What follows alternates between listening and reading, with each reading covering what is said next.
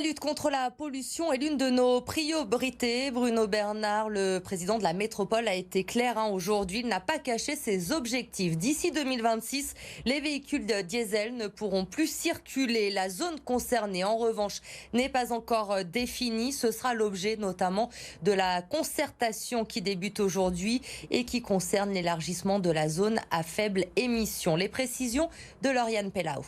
La métropole conserve son calendrier. À partir de juillet 2022, les véhicules critères 5 ou non classés des particuliers ne pourront plus circuler ou stationner dans la zone à faible émission située à Lyon et Villeurbanne, ce afin de protéger la santé des habitants. Bien sûr qu'il faudra qu'on fasse des efforts pour que la planète elle soit un peu meilleure, donc oui, on en fera.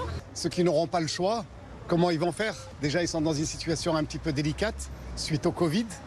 Si en plus de ça, on leur rajoute ça encore, ils vont avoir des petits soucis de trésorerie. Ce qui n'est pas normal, c'est que du jour au lendemain, on vous dit votre voiture diesel que vous avez achetée il y a 10 ans ou 20 ans, elle est bonne à acheter. Moi, mon véhicule, je veux le jeter alors, je fais comment pour travailler? Entre 2023 et 2026, cette zone d'exclusion s'étendra progressivement aux vignettes critères 4, 3 et 2.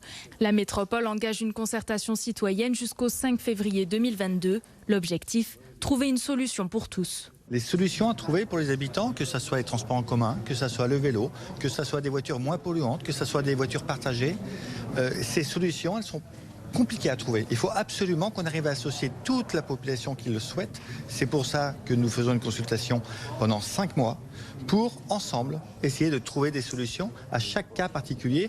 Une plateforme en ligne est mise en place pour échanger sur les diverses problématiques. La métropole entend également aller directement à la rencontre des plus précaires.